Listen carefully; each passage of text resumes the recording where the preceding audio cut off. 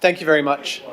We have item 16, Summary Planning, Environment and Parks Committee information. Could I have a mover?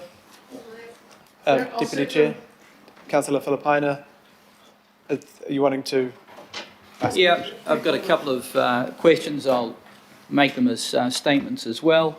Well, this is, Councillor Walker, this is actually what got us into trouble last time, is you asked questions and statements and then we got confused. So I'm just trying to be efficient. But that's not what... Okay, I'll ask a couple of questions Thank then. you. So when are we going to make the changes to the golf investment plan, which is fundamentally wrong, has been legally challenged? So off the top When is that going to happen? So because in the okay, Councillor, program it doesn't indicate that. it is supposed to be coming back in the next couple of months. May, June. It's May or June. We were looking at, depending on how the budget conversations go, it was probably going to possibly be a reprioritisation. We'd have to work with this committee about that. So that's why we've moved it with the kind of June, July, assuming budget lands in an appropriate space. Sure. Well, I would hope that's the case because there's a large golfing fraternity in New Zealand that's deeply upset. The other question I've got just goes to the item around the fouling of marine craft. You rejected a request by the boating community to speak today. Nevertheless, there is a very real concern about the lack of facilities in Auckland and the necessity, because council has an interest through the Biosecurity Act and the like, to ensure that vessels are clean so that we don't have pests spread throughout the region. So the question I've got is, how are we going to address that issue if we have not had any information informing us as to how council is going to deal with those biosecurity matters across the region, which are significant? Through the chair, there is we've provided a memo as part of the report back that came from the last planning committee meeting earlier in the month that outlines our advice to you. It effectively says if you think that the provision of hard stands is a core council service, then that's a decision that you'll need to make through budget, whether that's the annual budget, probably not in the next couple of months, but through the long-term plan. But there is nothing more that we are advising you to do. It really becomes one of a service issue if you think that is something council should be providing, because it doesn't at the moment. Through you, Mr. Chair, the issue is not so much as to whether hard stand area is a core council service, but rather that the services that might locate on those hard stands that enable the cleaning and the anti-fouling are able to take place, and that we as a council have an interest in that, and we should be informed about that, which presently we are not. And it is a serious issue, a very serious issue. So the question I'm asking is, how can we inform ourselves around that, given that there is a requirement for us to address those issues? Thank you, Councillor. And the memo is there. We are looking at any decision to review that or fund that as a public issue will need to come up through the long-term plan, because at the moment we have lots and lots of things that we require of community, but we're not necessarily the provider of the service to do that. Right now we're not. A decision may come through the long-term plan that we are, and then we will need to look at how we fund and provide a service. Mr. Chair, one of the things that concerns me is this constant notion that we don't do something because the budget doesn't allow. We should be in a position to agree on something in principle. And there are other entities, for example, the golfing community, they can come up with a far superior plan than we can at no cost to us. So cost is not an issue. Similarly, the boating community and the like is resourced enough, if we're too poor, to actually do the work for us. What we have to grasp are the principles that we need to be following through. Otherwise, we're not going to be doing anything. Yet, there are enormous resources out there crying out to do stuff for us, and arguably can do things better than us, Councillor. faster, Thank you. So and at no cost. So I will just say that every single meeting, whether it's this committee or not, we're getting requests for strategies, plans, and reports and other things that cost a lot of money, staff time, staff being reduced during this process. But not only that, if we do a full study on the needs, we need to also look at if we are to provide that service as a council, which we don't currently.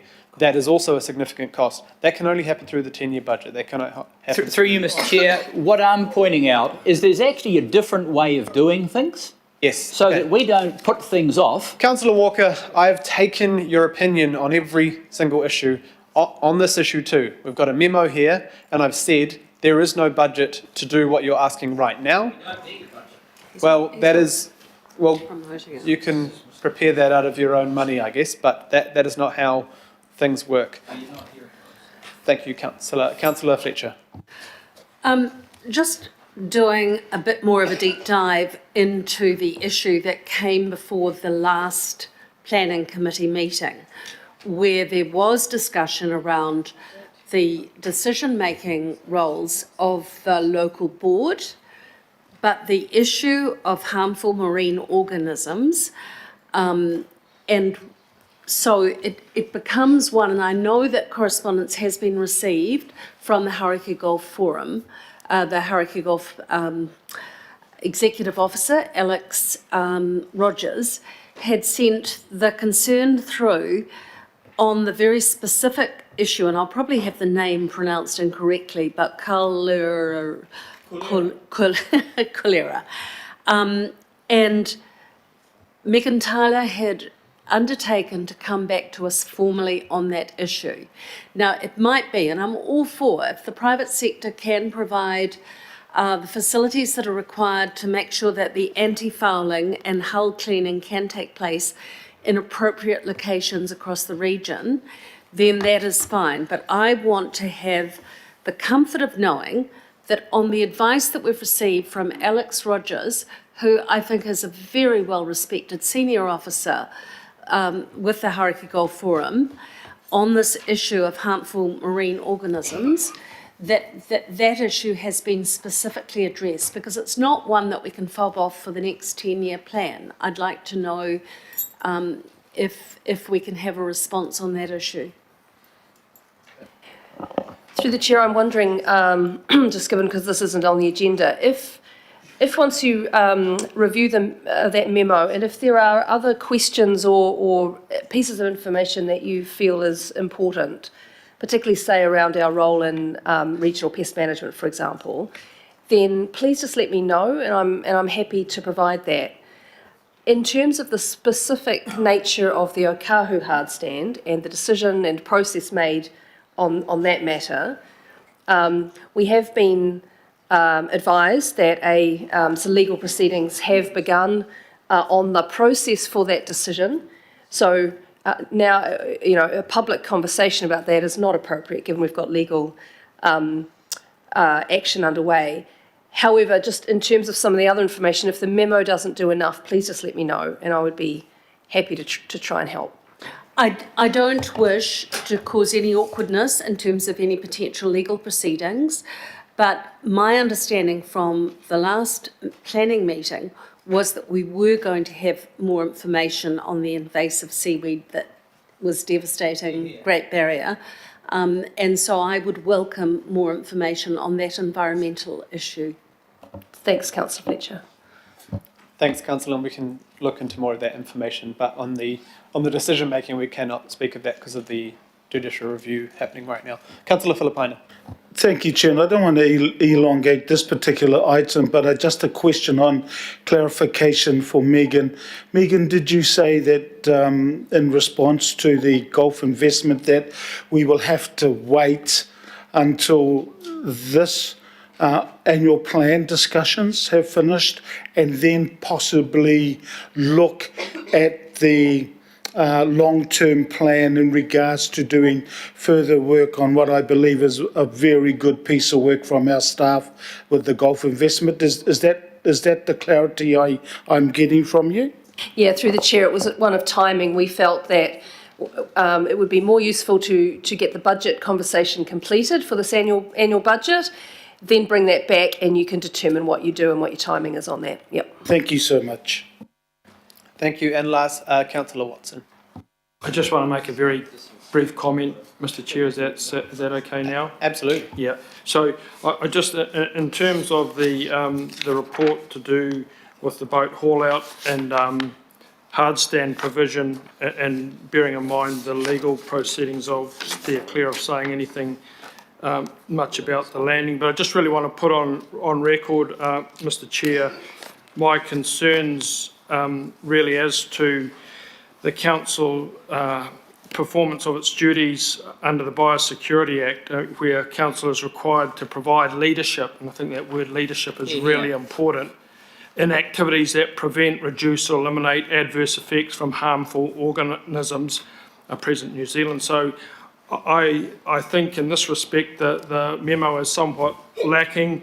It only mentions the closure of the landing. In actual fact, there have been other closures in recent times.